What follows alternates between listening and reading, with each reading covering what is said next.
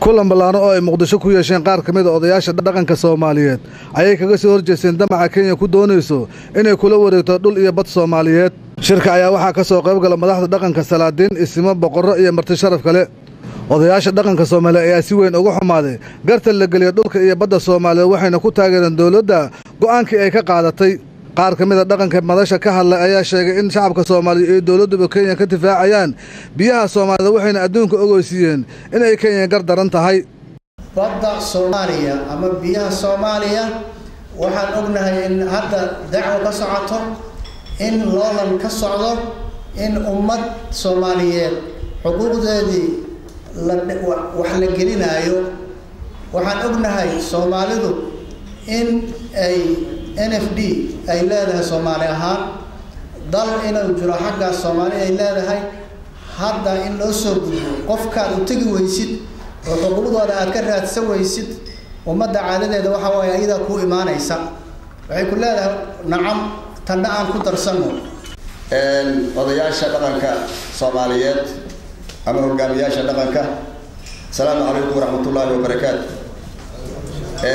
salaan kadib walaalayaal ama adeerayaal shirkaan maantay inuu noo qabsoomo Ilaahay ayaa ku mahadsan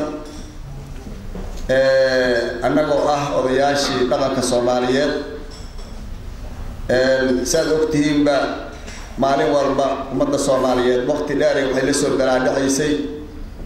shidooyin isxigxigay oo aad mooda nolomida ka dambaysa inay ka xanuun badan tahay. saad ogtihiin maalmaha waxaa taagneed muran ku saabsan badda Soomaaliya. shirkaan marka maantay wuxuu ku saabsan yahay oo u qabsoomay ka hadalka badda iyo odayaasha dhaqanka Soomaaliyeed maxaa kala gudboon arrintaas. shirku sidaas ku saabsan yahay waxaad ogtihiin odayaasha Soomaalida ka dhaqan ahaan bulshada waa u laf dhabar oo u aas laakiin hadda waxaad moodaa inaan maqaamkoodii xoogaa in yara hoos looga rido. marka waxaan rabnaa annaga odayaasha Soomaaliyeed mowqifka ku aadan boobka badda Soomaaliyeed ee qaawan ee Kenya ay sameynayso inaan saakay wax ka niraa saasa shirku ku saabsan yahay. waxay ku mahadsan yihiin odayaasha ku qaybgalka ay ajiibeen wixii aan wacnay. kadib intaas waxaad maqlayseen dacwad inay ka furantay maxkamadda adduunka maxkamadda Hague. dacwadaasna ay soo gabagabowday shalay doodeedii ilaa hadda in loo fadhiyo go'aankii badda. arrintaas marka waxaan rabnaa mowqifka odayaasha Soomaaliyeed inuu meel ka galo in codkeena aan ku beerino waxa aan ka qabno. dabcan wax kale ma noqon doonaan. Kenya badna lama laha, berrina lama laha, hawana lama laha. keliya waxaan nahay laba dawladood deris oo Afrikaan. waxaan marka adduunka u sheegaynaa Kenya inay naga gar daran tahay horarna ay ku tahay badda Soomaaliyeed ama biyaha Soomaaliyeed. waxay sheegeen inay ku mahadsan yihiin ergadii qareenada ahaydoo loo diray inay ka doodaan badda meel fiican oo ku qanacsanay dhigeen doodoodii dabcan jidna way lahaayeen adduunkuna saasoo marqaati ka noqdo. waxaa kaloo u mahad celinaynaa dawladda hadda jirto madaxweyne Xasan Sheekh ugu horeeyo oo arrintaas abaabulay hormuudna ka noqday in la geeyo gardarrada Kenya ay ku sameynayso biyaha Soomaaliya adduunkan marqaati looga dhigo. mudanayaal adduunkoo ah laf dhabarkii ummadda Soomaaliyeed adinkoo ah dhaqankii ummadda Soomaaliyeed waxaa saaka la idinka rabaa inaad caddaysaan oo adduunka aad u cadaysaan inay Soomaaliya meel ay joogtaba ay ka soo horjeeday diidan tahay gardarrada qaawan ee Kenya ay ku hayso biyaha Soomaaliya qayb kamid ah 2009 iyo 2016 intaas ma aqaan 12 sano 12 sano meelahaas way gardarray kula jirta biyaha Soomaaliya Kenya كمبنيال أي كانتي هشي سيلا قشي 6 إلا 7 كمبني أيا كل حجر بدأ الصومالية أو كي هشي سيكون قشي أو قيرات كإيو متقانا محو هاي وحيابها إلى يكون من يستي بدأ الصومالية أي هشي سيكون قشي كي ياسي هذا كولي كشقيني أرنتا سمرك وارما كسهور جنة وارما ديدن هاي أدون كانوا وعو عديها إنا سيدا أي وكيل كنوغا هايين إرقدي قرائنا هاي تجي محكمة دهورتيدا وحا لا ياب لا dood Kenya waxa kamid ahayd waxay dheer hadaan ka baxno badaas shabaab qabsana bal ayada cadaysay inaysan lahayn badda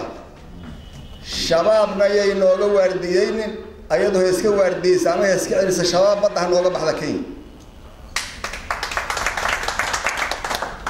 waxa kale wax la yaabo oo doodooda kamid ahay abaaran u galnay Soomaaliya dheen oo qaxootigoodii aan maaragtay waxaan u noqonay gabaa qaxootiga gabaadka ay u noqdeen iyo abaalka ay noo galeen badda ku gadamayno dhulka ku gadamayno hawada ku gadamayno wax beec oo ku galayno gorgorada ku galayno ku saabsan qadiyada Soomaaliya ama badda Soomaaliya ma jiraan abaalka haday ay abaal noo galeen waxa suurtagal mid ka badan ana wanaag u galno Kenya waa naga gardaran tahay mana aqbali doono gardaradaas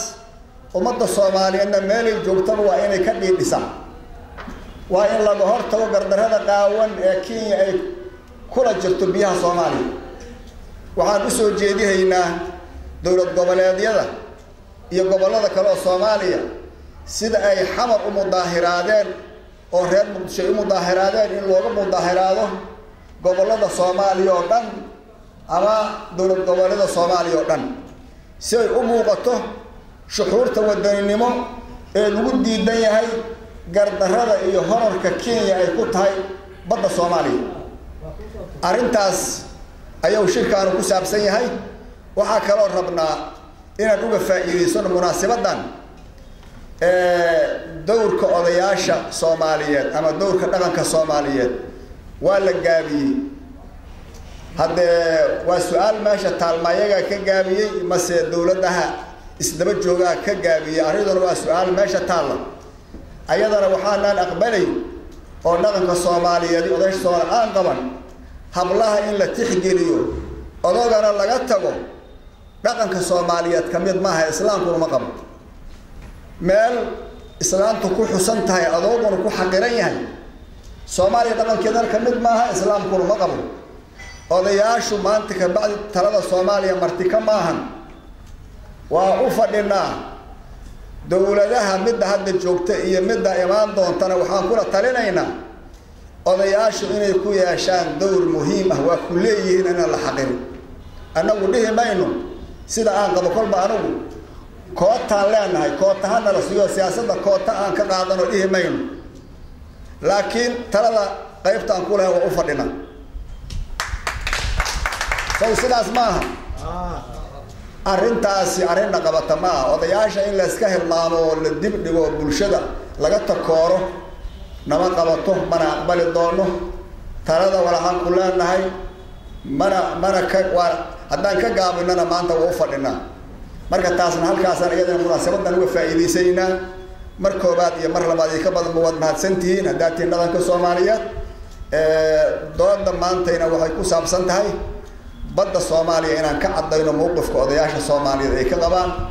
marka hada billahi tawfiiq salaam kadib waxa wax la yaaba oo la isku weydiinay dawladihii jiray iyo kuwa jiraba iyo kuwa imaan doona u sheegayna Soomaaliya waxa ka maqan bad dhul dad Kenya waxay haysataa dadkeenna dhulkeenna baddeenna ma ahayn inaan ka hadalnaba inta xurta ah markii meel iska dhigo waxay haysataa inta xurta ah in u dhiganta ay Kenya naga haysataa waxay baddaan u sheegaysana waxay isleedahay intaas ha lagu dhaafo Soomaaliya ma ilowsana NFD inay Kenya haysato NFD inay leedahay bad dhul dad mana ku sabri doono inta ka hor wadaadka oo cideena aha waxa dhihi jiray waxa liiri dagaal oo galay asaga ilmihiisa dagaalkii asaga ilmihiisa galeen ilmihiya la dadaqray wala xasuubiya waa loo tagay أنا حد يقول ما قبتها لي ما يصير ما أيمان خبرت الله أيمان ولا دخل يصير أيمان هذي الدخل يصير دجال حدود بالله وحواه ما ندخل دي الدخل دجال حدود بالله ده كرسي اسمه خمسة شهور متهاجنا صحافة إذا عاد وحلوه شيء جنا متهاجنا نكسر أو هذا كرسي دلك كربه دفاع دلك وياله إذا عاد تلفشين كهذا وكبدودني وأنا بصور رأي أنا استدفاعنا أنا لقربها سوماليا بينكستون جوبنو دفاع عنه واجبا ماشي كليه حرت إنه إيه ضبط إيه أنا جار أهان وحنس كان غرابي جرني بدها هاني ماله هاني بدي على سكوها استأجريه معبنا لور هذي مين وحلور هذي وما لا عد والبوح بكم غني سوماليا دلك الدفاعي سأنقعنا مشغول كان كراس اللي مشغول سنة وحكم وينزل دول كان للصون عيو وبالله التوفيق والسلام عليكم ورحمة الله وبركاته. ومالين ضد كلاوي رياضان كينيا وإن أي تحجلسها من نملا أفريقيا كينيا رادين العلاق وهذا يأورت صوماليا وعيد عشها النور كينيا وحنوش هنا ها إسليين صوماليا حوجا حرب الأهلية قال يتور ملا وحي لهذا هي صوماليا تور بقل كي بقل لكن سو حان كو ديغينا بد ادلها مجرو بدينا المشيغ كرتي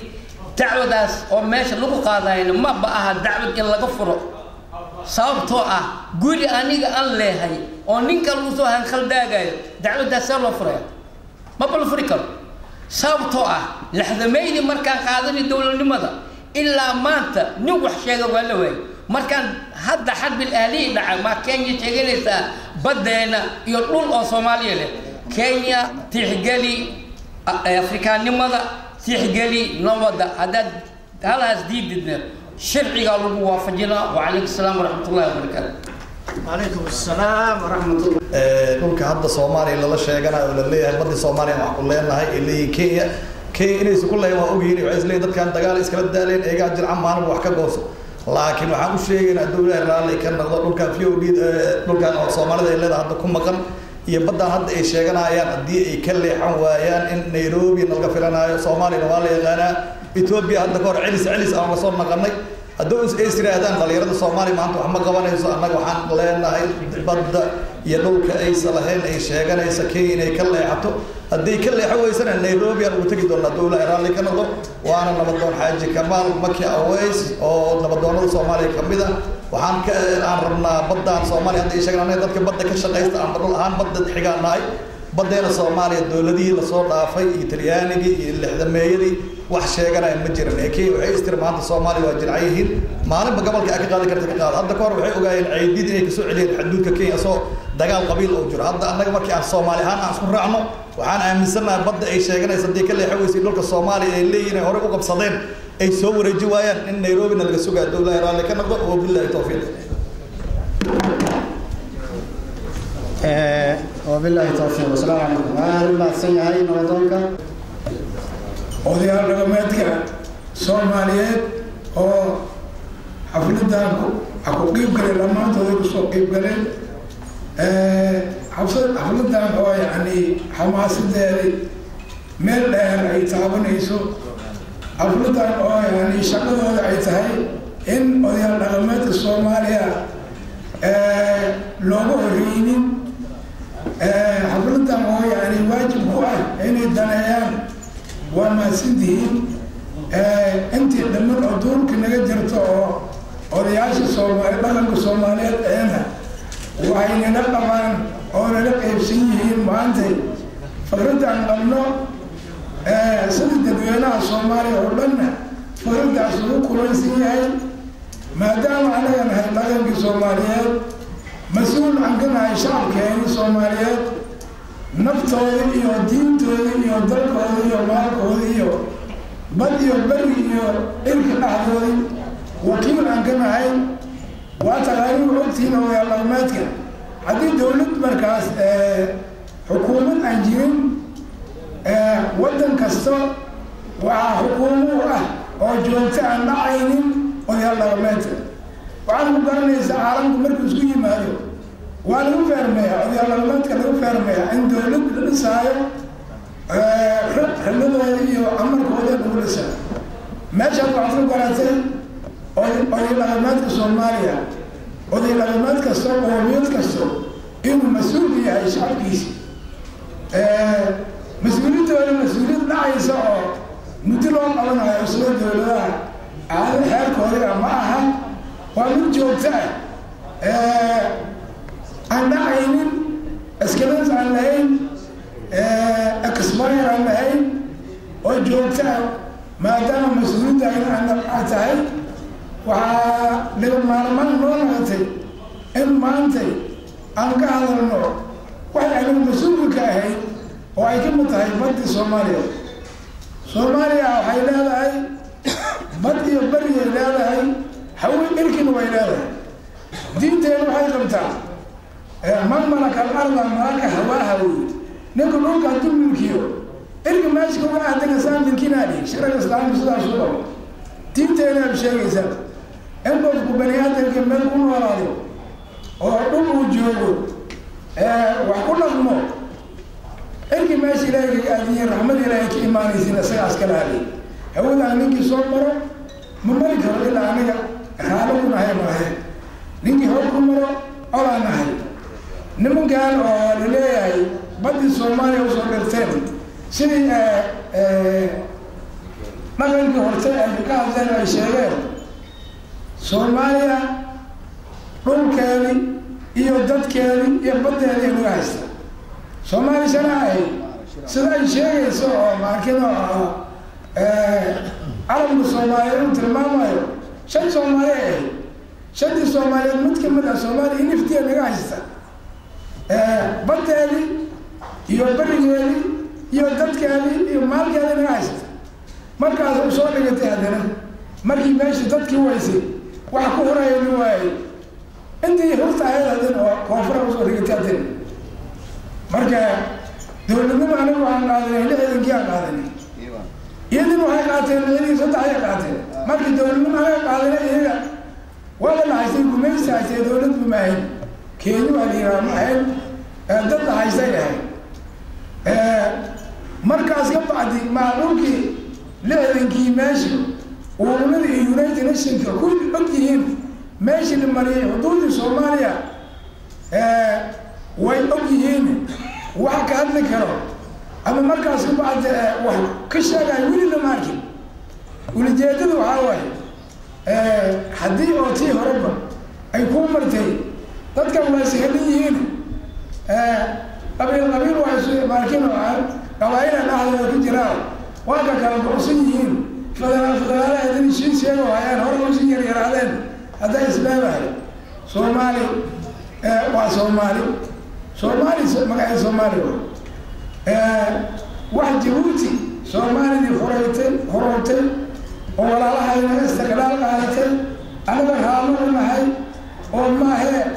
inta kala ku soo hartay in anaga fasaxani ma jirto halkan ku jira jabadnimada ku jirna hadda tagsinay aniga waxaan dhihi jiray markino jaahiliya waxay dhihi jireen haddii adiga oo dad hujuumin oo dad aan ku xadgudbin adaan ugu soo xadgudbi doonayda xadgudubkii jaahiliyeenu waa isa haddaa dad ku xadgudbin adaa fadhigaad ugu imaanayo marka waxaan leenahay haddaan nahay dhaqanka Soomaaliyeed haddaan nahay baddi iyo bariga iyo cirka Soomaaliya dadkii mas-uulka ka ayaan nahay waxaan caddaynaynaa in Kenya meeshaan wax ku lahayn إن كان صوتا ولا هي ما تبغى تقول الناس وأنا لا أحد وأنا سو قال يصير دعوة المقالة جديدة ده دعوة المقالة دم سومالي بقول مقالة هاي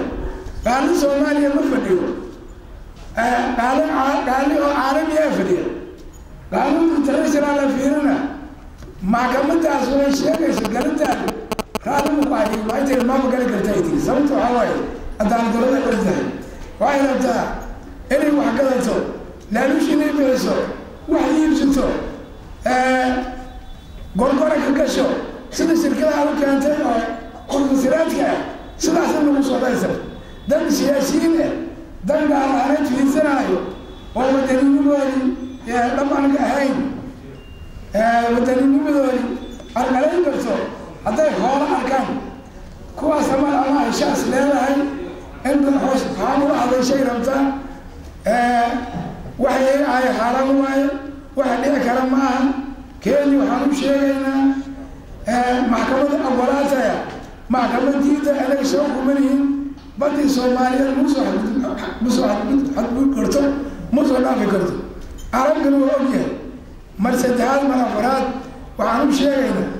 إن حدقوا بساطة نن هديوت منو تتنكلا كوبا بسوق الله يميزني أقول لا أما تحول سكادون بزيوه دمع كاسو قليوه الدم يدم منك حيسو يدم مالك وينبت ويدين ويبدأ ويرعيسو أنا هذا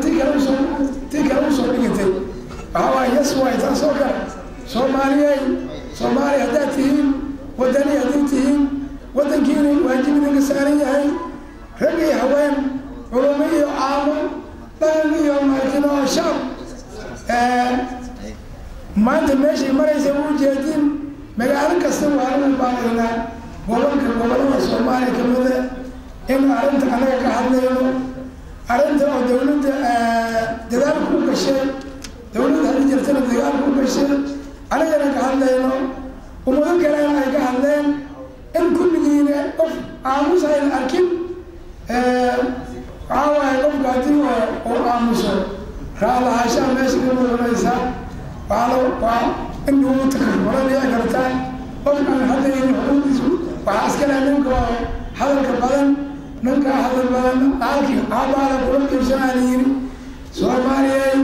من الجوتين بأنتن ولجين أنك أهانو أنا أقول دوشين أنا كدانا هاي ساس متعلنا هاي ما عندك كلية معها وعن كداري دون معها وعن بربرت اللي قال كلام معها حرام وهي أنت يا أخوك هاي بدل المسلم مركز أدانا هاي دب مسلم أنا دب إسبان أنا هاي دب ودري ودرس أفريقيا أنا هاي دب حدود بمرمنا حدود بك نجي نوصل حدود لنا واجب على اسكت فاعل دي اساس مثلا انا اسكت فاعل واجب نجي نوصل حدود نفتاي ما كان دين تاني بين شرط تاني شن تاس نجي نوصل حدود واجب اسكت فاعل هذا الهدف كل اللي هي حتى كمان مسلم لو طلع ربطه سومان كينيا هذا الامر وين هذا حتى هو هذا ويسو قانت وصلت تجي دون هذه لا يرو سلاس هواته شعب الصومالي سلاس هوتانا حكومه الصومالي ما يشهد كودو ودني من يدن المسلمين ينسى دبعين فلقى لو ايمان وهاي واجب قال هذا صار اذا الشعب المسؤول كان وين يدفع له وين دورته ورجع يقول لهم صومالي أردنا عن تمر الاسكتلال كي يوم منين كويلا يقولي هاد ما يلين أواده من غلط ما بيسعى في تدانيك أو لكن كأنك نودني أو شرف لي هذا ما سنين دتك شرفك أو يعني لكن كأنك ويري ورحدود تاني سيدان اللي قالوها يا سيبو يا لانه شو ما هو كذا كيال كين على حالة دويا إن الناس والكوين ما جو مسلم يقال وحاول على حالة قف كدولي هدي لنا نداف وانا لا فايزين هذا الشباب اكو ابادو هايتي هذا دقن كمركون ولاي واي باكيه ددكي او سومالي او دن هاد كدن يلا كه مركون كينيا مركون اسكال علي مركون ورك سيدله فانا قبو تنكله وحواي ادي انا ما تنتين انتي سو غير قال لي شركان او اد مهمديسا دقن كاسكله دقن كي سوماليات لبربري روتي دقن كسوماليات دو مر يحد دو مال اسكن كوين مجرن runtii ma aan sidii meel walkeeya dadkii la kasaay runtii ahay dhulka lahay dalka lahay dhaqankii Soomaaliyeed ah way dadka diraatan fadhi salaamu alaykum warahmatullahi wabarakatuh salaam kadib meesha wadaashii wuxuu ayaa warka tibaaxay meeshii ku habboonad ayay degaan Soomaaliya Kenya waxay istiri beriga waa ka haysataa muddo dheer baad soo haysatay oo isticmaalku gacanta u geliyay dhulka uu isticmaalku gacanta u geliyay muddo dheer ayay haysatay dad iyo dal bay haysatay haatan waxay istiri meesha Soomaaliya burbur baa ku dhacay maanta waxa weeye maaragta badan uga darso saas istiri hayeeshee Soomaaliya waxay tiraa تمر لفظ كجسته ما تبريرين كينيا نبضة يبرد علينا وكسر شكرنا شلنا استعمار باق عنت الجلية النواي لا ما قال ما أنت وحن لنا هاي حالي وحن قاونا ننتظر بس مجرى وعلم كصوماليا قعنت كواي ويل والله يا كينيا بلوكنا أنا ربع تطلع ما له ذكور دل ما تشوفه نوح قرته نوح قلي كرا يا رجل يا هوان كلا ساري ما يوم ده الصوماليين ملكوا الدمان تمجوكتو وحن لها الصوماليين دول كاغا يبدأ هذا عفل كاغا يا شرفتان الدفاعه أنا وصاصان لهاي وضعش الصوماليين كمده هاي وحاجرة مركا الحمد لله يشوف بالعالمين وعن هل كان ربعنا نقول هذا العشو ضدك شاشدها الدول كقصة موضة والصومالي ده وشنت قارض كبرنام بحايا ولا كينيا أنا ربح ذو بدل ملكنا دهايا ضدك سواء مع علنا يا ويلك تدور سنة ويري هاي وعن كلام ربع رجع لا يرضى أما شرعي غانك محكمة الدنيا هيك تجي صوبان دقي ملك أي نجاه ستويا كرتنا قاول وبان دقي أي أنا وهم هذا علنا يا أنت درتي يا أنت هذه لا رئيس قلت شيء يا أنت تاجر سما يا أنا وهم هذا علنا يا وشان الرجل سواء ولا وحجرا أيام رواي يكون مهتسين دول كان تاكا كمدا بيهنا نص لتر بعلها كان عندنا قادم كرتاهم مجلسه الدون كحولا واكلا إيمان كرنا لكن بدنا كلام إيمان كرنا برنا كلام إيمان كرنا دول كان والدفاع علينا أنا وأنت البحنا كل مين وورن يتيريس دنا أيام ذلك يسكت عجرني الدون كنا وان هاي أفريقيا أنت هذا بدن أنك حريني ما ندون إنه كردراء ضمباء عندنا السوق اللي كرتمجرته بيئنا كيا يوحنا لنا نوجبح بدنا نوجبح بدنا كيا يسجبح هذا جاي كودنته هذا جدنا تمر لفظ كل تساسا الله والسلام عليكم ورحمة الله وبركاته. رادينتا وبسيطة نبضنا بقى الصوماليات إمامتا شركة السويمين هي أخواني هندا انتظر صحافة والسلام عليكم ورحمة الله وبركاته. السلام بعد كذا قد يدما أنت هل كان سوق الكيتي وحنا الملايين يا قف كستو صوماليا صغير يا كبير رقي الضمر قف كمجع الصومالي شيئا هي وحتى هي مانتا وقف كستبا تنقى هي إلى تايبا الملايين يا كيا وحوي دمع باكيني ما أنت دولك الصومالية يبدل إلى يوم كبيرته دمع عاص وحكيني وحي كفكر تكيا صوماليا وابربورتي صومالي وكلا تشيتشي دا منطقة قبل كلا تشيتشي oo mid mataqaanaa la qadiyado uusan jirin ay mataqaanaa Soomaaliya ku suganta waxay istiri maanta waad ka faa'iideysan kartaa arrintaas dhabarjabka ummadda Soomaaliyeed ku noqotay waxa weeye markaas waxaan u malaynayaa qadiyadan tii Soomaaliya waa kala jeejeedna hadda tii midayn lahayd ee mid ka dhigi lahayd inay tahay baan qiyaasayaa sababtoo ah qof kastoo Soomaaliya oo maanta ilma mataqaanaa saqiirana ha aadee arrintaa raalli ka noqon karaa ma jiro waxaan leenahay markaas Kenya damac baa wada durdura geel baa ninkii heesay wuxuu durdura geel baa ku jaba damacuna waa xun yahay dantuna waa lama huraan waxa weeye damac iyo isla weyni waxa ku guul daraysay Hitler adduunyada oo dhan baan qabsanayaa buu Soomaaliya Kenya hadday istiri maanta mataqaanaa waa suuqsan tahay waa burburtayna waa soo toos doonaa waana nool lahay Soomaaliyana ma dhiman waa nooshahay Soomaaliyana waa Soomaalideedii aniga waxaan ka mid ahaa taariikhdii 77 ciidamadii iyo saraakiishii dagaalka 77 baan ka mid ahaa waxaa dhacday ciidankii mataqaanaa qaybtaas sidaamka dagaal galay markii uu weerarka qaadayay meesha la yiraahdo dooro u dhow suufka oo saddexda xuduud isaga timaado ayay damceen ka gudbaan ciidankii qaybta lixdamaad la oran jiray bay la fadhiyi jiray Kenya inta dafaac soo gashay waxay tir ma gudbaysaan tadafaac soo galaan ciidamada 20 taangi oo 55 baa lagu sii daayay oo xabad ridi firladkoodii waxay isku urursadeen Gaarisa askartoodii Soomaaliya tii weeye mid kale ma aha waxa weeye wixii la oran lahaa rag baa yiri iga horeeyay taaka kamida badeena iyo dhulka iyaga kamida qof Soomaaliya hadii la soo galo qorigu qaadanaya jihaad baan ka xigaynaa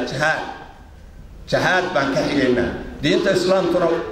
waa ogoshahay markii maalkaaga iyo gurigaaga iyo naftaada lagu soo weeraro inaad jihaad gashay diinta islaamka nafaraysa oo sharafta loo aanu haysano arrintaas waxaan ka leeyahay durdura geel baa ku jira damacuna waa xun yahay dantuna waa lama huraan warad maydan noo tahay oo tiina midayn lahay waa kala jeejeedna xoogaaye qadiyadaas tiin la midayn lahay armay tahay waxa weeye taas intaasan kaga baxayaa qof kastoo Soomaaliya aan asaas u aaminsan yahay maanta midii oo uu ka hadlay nabadoon Maxamed Xasan Xaad oo xagga odayaasha ahayd anigu waxaan ka mid ahaa runtii rag badan baa hadda aan isgaranaynaa raggii Carta dawladdii Carta soo dhisay baan ka mid ahaa waxa weeye doorkii aan ku lahayn waddanka taladiisa iyadoo mataqaanaa annaga xaggayaga markii dhaqanka aan nahayna farta lagu godahayo rag siyaasiyiin oo dan gaar ah wataana ay sameeyeen waxaana la ka dhig hoos baana la ka dhigay cagta hoosteeda odayaasha la gelay taladoodii iyo sharaftoodii iyo mansabkoodii waxaa laga dhigay waxaan jirin waxaa jira ninkii miyiga joogi jiray waa yaqaana bahal hangool la yiraahdo jira hangoolka markii reerka la oodaayo oo reerku inta guuru meel dago faraaruule iyo qodaxda la iska xijiya marka moorada la sameeynayo marka reerku ooda dhamaysto qorraxda lagu tuura intii dawlad hadda ma taqana ku meel gaarahay markii siyaasiyiintu waxba qaban waayeen oo ma taqaana ninbanin ma taqaana faraqa ku dhigay abaabulkaas yar oo hadda ifka yar oo baxaaya odayaasha dhaqanka ka mas'uulaha ila Carta oo inta waxyamiya hayay waxa weeye hadda waxay naga dhigeen hangoolkii qorraxda lagu tuuray bay siyaasiyiintu naga dhigeen waxa weeye mana noqonayno ummadda taladeeda iyo mansabkeeda iyo sharafteedu dhaqanka hoggaanka dhaqanka weeye nin dawladsi kara xaqooda ma jiro annagana fartaana la ku godahaya waxa la leeyahay xoolaha kaalintiinii xoogaa waa garteen waxa weeye taasna taasaan ka leeyahay waa mahadsantihiin dagaal baan ka xigaynaa arrinta badda Soomaaliya ragga mataqaanaa dooda ku jirana garab waxaan ku siinaynaa oo ku bogaadinaynaa meeshay ka wadaan dacwadda inay sii adkeeyaan inayan u jixin oo oran Ethiopia Kenya maanta xoogaa awood bay leedahay awood ay leedahay Kenya ma jirto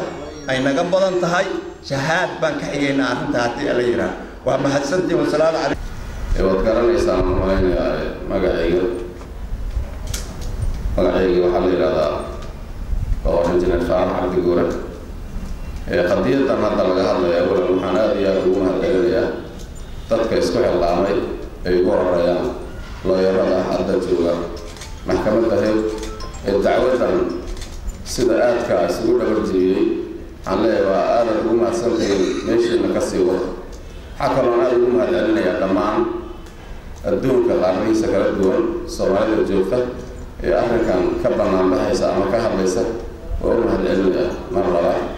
waxaan kaloo aad ugu mahadcelinayaa Soomaalida dalka gudihiisa ku nool ee arrinkan ayaguna ka bannaan baxay oo u mahadcelinaya waxaan ku boorinayaa Soomaalida weli aan isku dayin inay ka bannaan baxdo oo khaasatan maamul goboleedyada ay ugu horreeyaan iyo degmooyinkaba arrinkan ayagana inay jawaab cad ka bixiyaan maxaa yeelay waxaa iskale Soomaali iyagana wax ku dhigto marka inay ka aamusaan maaha taasna waxaa aan u jeedinayaa Soomaalida kale waxaan rabaa marka dowladda Kenya inaan u sheego dowladda Kenya iyo dowladda Soomaaliya laba shacab oo walaalo ah waaye marka laba shacab oo walaalo ah siyaasad iyo waxaan loo joogin iyo dad dana gaar ah wata inay madaxa isu geliyaan arrin munaasiba maaha shacabka Soomaaliyeed iyo shacabka Kenya waa laba dowladood oo diris ah Soomaalidana ma mooga waxa ay u qabatay dowladda Kenya waa dhibaatadii dalkan ka dhacday dalkii loo barakacay lagu qaxay ayuu ahaa aad bay u soo dhaweeyeen waa uga mahadcelinayna balse ma aha laba qof oo maanta يعني إسقاطاً كرتمني دول كصومالي لما دول هذا من جديد هذا اللي غيرنا يا أما نقول بعد وكوسنا معها والله يقالنا حدود كيسة وحدود سجرنا لهذا كيس صومالي دول لما قاطي مرك أرنا كاس قرقرة هذا يعني لجلين أكيد إنجب تبت صومالي ودمين راويانا واحد كسيب كتبيانا وحنا لا يحكم مقدم فعلنا إسكاهالي محيا لي صومالي واحد ترى دعوني يبغى كويسين aduusan gilibkii ugu dhaarneen waxaan isleeyahay weli shaki badan ka qaba dad Soomaaliya ama Soomaalida Kenya ku nool ha noqdeen ama Soomaalida kale ha noqdeen inay arrinkaas aysan ka marneen waan isleeyahay marka kuwaasna waxaan leeyahay imaanka Allah geliyo dowladda Kenya marnaba aysan isku dayin aan la taagan noocaas dowlaysan lahayn inay yani markaas ayadu hawo ka gasho xaduudkayga ay ku jirta inay jiraan aysan isku dayin dadka walaalaha ee deriska ee shacabka oo labada dhinac علاقة لحظة يسمى أبوين وهذا أنجلين محيا لي وضد جناس كالحياة وضد يعني ما أنت يعني كالحياة وهذا قبسي وضد وحبا كالحياة مرك وانا ضد الشعب ولا لا بدي الشعب أدي علاقة لحظة ولا قصة ما يو لبعض أي إيمان يسمى مرك لبعض أسيا مرسل الله نمرين دولة كينيا هكذا لبعض مثل هذا يعني كهمين يسي دولتها إلها شيء شركات كلا شيء شيء كلا كشيء حق وماله مرك الشركات أسد جيران شيء كلا لا كلا بدها شيء كلا لا كلا waxaan leeyahay tacabkiina xoolihiina iyo maalkiina iska gelina hana iska qasaarinna dhulka Soomaaliya iska leh dowladda Soomaaliya iska leh ayadaana authority u leh hadii cid kula heshiinaysa hadii iska daynaysa mala xaq u mala dowladda Kenya inay shirkad iyo cid kale toona ay heshiis kula gasho marka intaas aan u jeedinayo salaamu calaykum warahmatullahi wabarakatuh odayaashu waa mahadsan yihiin waxaa kaloo mahadcelinayaa idana bahda saxaafadda oo si xooggan u joogta waxaan maleynayaa shirkeenu marka waa gabagabo jawaabta aad ka bixiseen gardarrada Kenya iyo biyaha ay ku jirto weelana waa ku mahadsantihiin marka dabcan shirkan kii koobaad ma noqon doono haddii aan la ilmo inta dulmiga Kenya oo jiro shirkeena iyo qayladhaanteena iyo waa waraydeena waa socod doonta haddii aan la ilmo waxaan rabaa odayaasha inaan kuwa jooga iyo kuwa maqanba ku baraarujiyo weli wax nooma suubana markay aragtay Kenya xoogaa kala daadsanaanta iyo rasada Soomaalida ayaa iyadoo maqlayseen taagteeda hadda in laga sheekeeyay ku dhiiratay inay biyaha soo gasho muddana isaga jirto marka arrintaasi waa mid runtii farriin waaye marka waxaan rabnaa inaanan maaragtay one time un keliya aanan hadlin dabadeedna aanan kala tegin dareenkeena waxaan isku baraarujinayna inuu joogtaa yahay bulshaduna saad ogtihiin waa qaybo kala duwan laakiin annagu dowraan leenahay muhiim ah oo bulshada runtii halbowla u ah marka asagaas waa inaan soo ceshano qadiyadda soomaaliyana wax gorgoroonta gala ma aha runtii bacdama aad tihiin odayaashii dhaqanka